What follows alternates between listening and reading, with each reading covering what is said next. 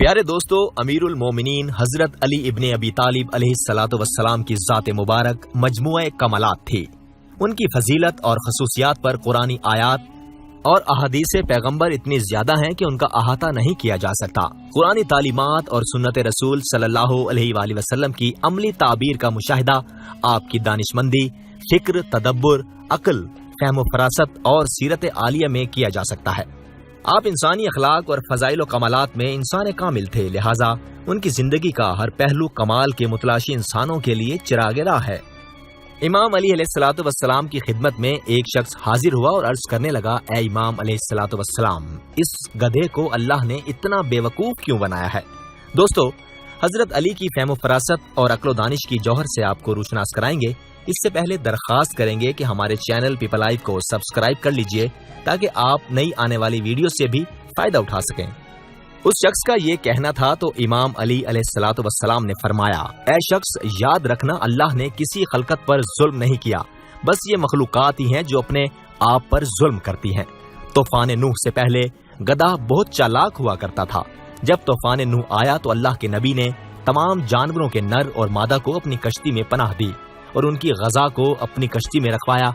اللہ کے نبی نوح نے ہر جانور کے لیے ایک مقرر غذا ہر روز کے لیے رکھی تھی کہ جب تک یہ طوفان چلے کوئی جانور بھوک سے نہ مرے، لیکن افسوس، گدھا اپنی چالاکی اور جھوٹ کے سبب دوسرے جانوروں کی غذا بھی چوری کر لیا کرتا تھا۔ صبح جب اللہ کے نبی نوح پوچھتے کہ یہ غذا کس نے کھائی تو گدھا جھوٹ بولتا تھا۔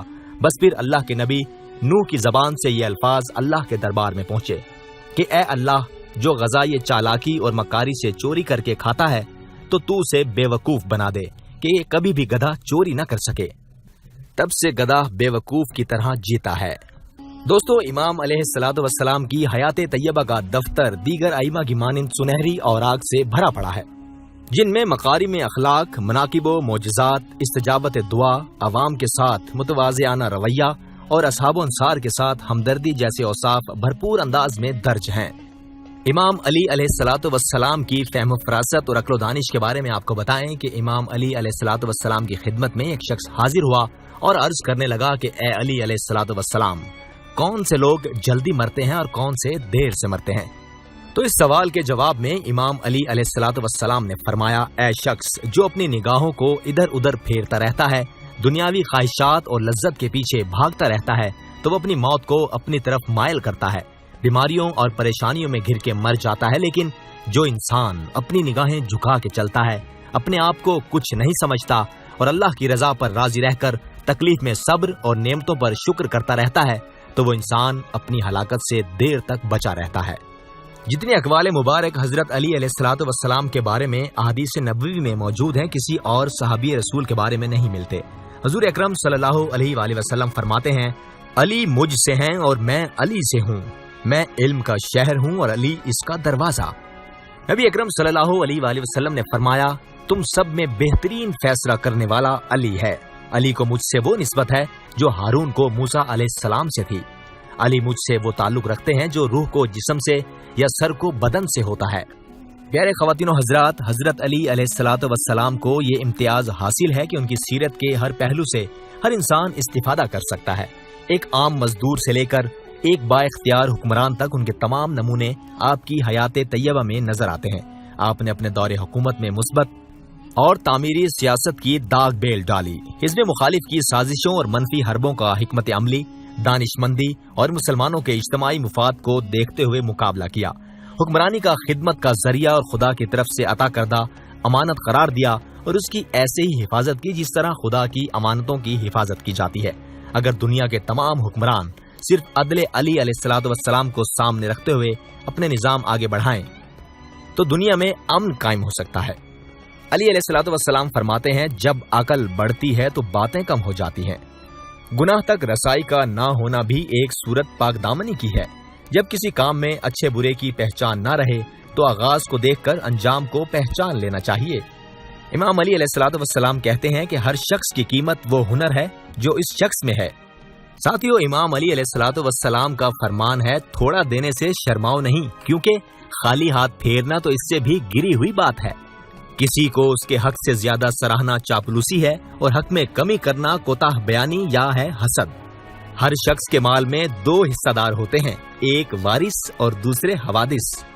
حضرت علی علیہ الصلوۃ والسلام کے فضائل اور کمالات کے بارے میں کچھ لکھنا جتنا آسان ہے اتنا ہی مشکل بھی ہے، اس لیے کہ حضرت علی علیہ الصلوۃ والسلام فضائل و کمالات کا ایسا بے کران سمندر ہے جس میں انسان جتنا غوطہ لگاتا جائے گا اتنا زیادہ فضائل کے موتی حاصل کرتا جائے گا۔ یہ ایک ایسا سمندر ہے جس کی تہ تک پہنچنا ناممکن ہے۔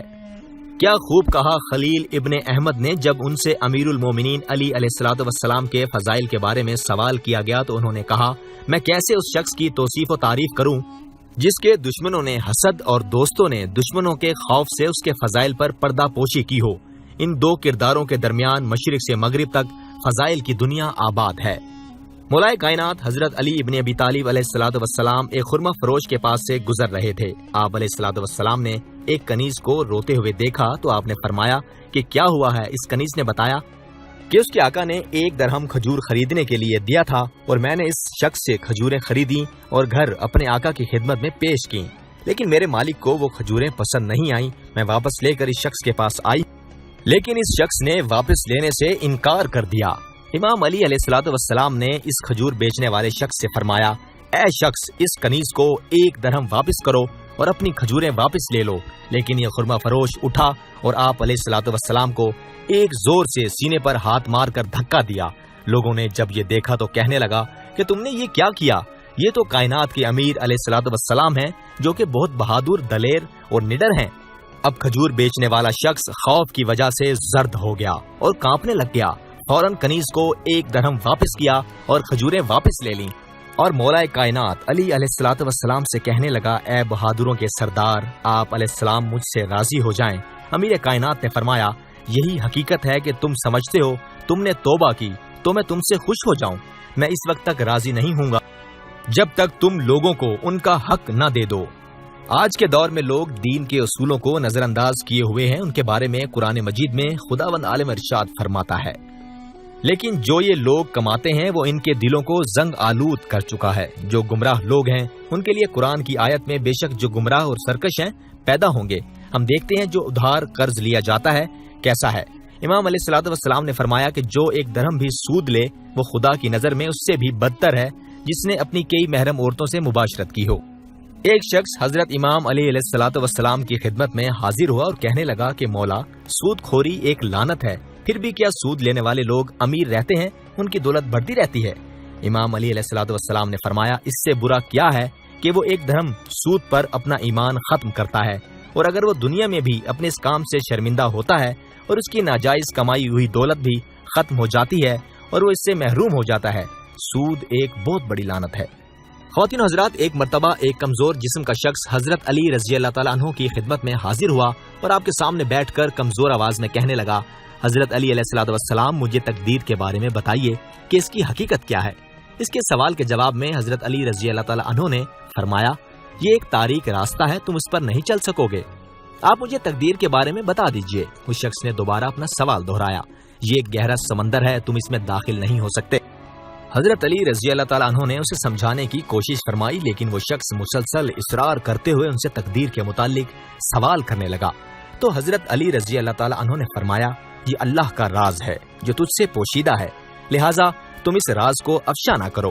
جب اس شخص کا اصرار مزید بڑھا اور اس نے ایک مرتبہ پھر حضرت علی علیہ الصلوۃ والسلام سے تقدیر کے متعلق سوال کیا تو حضرت علی علیہ الصلوۃ والسلام نے فرمایا، اے سوال کرنے والے، یہ تو بتا کہ اللہ تعالیٰ نے تجھے اپنی منشا کے مطابق پیدا کیا یا تیری مرضی کے مطابق؟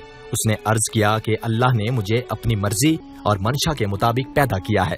چنانچہ حضرت علی علیہ الصلوۃ والسلام نے فرمایا، تو بس پھر تجھے جس کام کے لیے چاہے وہ استعمال کرے۔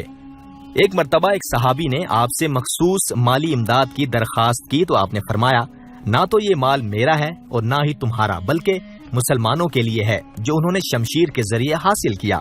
اگر تم اس جنگ میں شریک ہو تو تمہیں دوسروں کے برابر حصہ ملے گا، ورنہ جو کچھ انہوں نے غنیمت کے طور پر اپنے ہاتھوں سے حاصل کیا مناسب نہیں ہے کہ دوسروں کے منہ میں چلا جائے۔ علی علیہ الصلوۃ والسلام بیت المال کے تحفظ میں سخت گیر اور اصولی رویہ رکھتے تھے۔ چنانچہ جب آپ کی بیٹی نے بیت المال کے کلید بردار سے موتیوں کا ایک ہار بطور امانت لیا تو آپ نے اپنی بیٹی سے بھی اور کلید بردار سے شدت کے ساتھ تفتیش کی۔ दोस्तों आज की वीडियो के बारे में नीचे मौजूद कमेंट बॉक्स में अपनी राय का इजहार करना ना भूलिएगा और साथ ही रेड बटन दबाकर चैनल को भी सब्सक्राइब कर लें और साथ ही बेल का बटन भी दबा दें ताकि नई आने वाली वीडियो से भी आप फायदा उठा सकें।